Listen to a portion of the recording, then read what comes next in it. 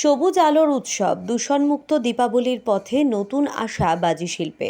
একসময় মানুষের হাতে থাকতো ধোঁয়া, শব্দ আর দূষণে ভরা আতশবাজি, কিন্তু লকডাউনের পর থেকে যেন বদলে গেছে ছবিটা। এখন মানুষ অনেক বেশি সচেতন, আর সেই সচেতনতার ফলেই আজ গ্রিন আতশবাজির দিকে ঝুঁকেছে গোটা রাজ্য।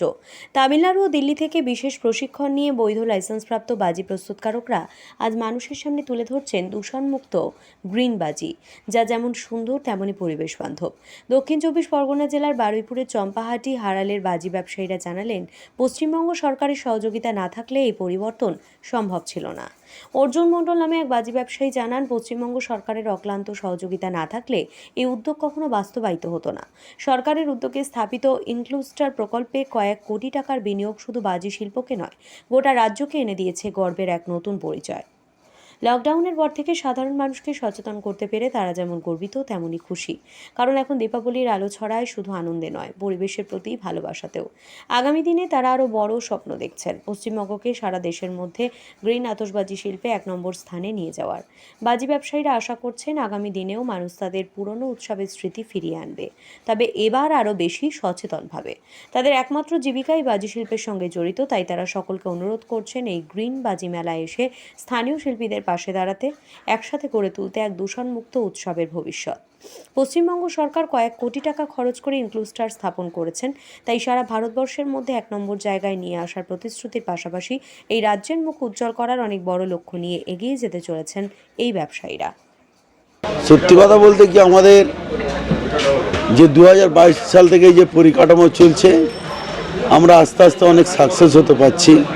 যেহেতু নেড়ির থেকে আমাদের একটা প্রশিক্ষণ দিয়েছিল, সেই প্রশিক্ষণে বিভিন্ন কেমিক্যাল আমাদেরকে অ্যাড করেছিল, যাতে 40% দূষণ মানুষের থেকে এই দূরত্ব থাকে, তা ধোঁয়া কমবে, দূষণ কমবে। সেগুলো আমরা ট্রেনিং নিয়ে একটার পর একটা বাজি তামিলনাড়ু নাগপুরে পাঠিয়েছিলাম। সেখান থেকে আমাদের একটা একটা করে সব সার্টিফিকেট দিয়েছে, প্রতিটা বাজির ওপরে সার্টিফিকেট দেওয়াতে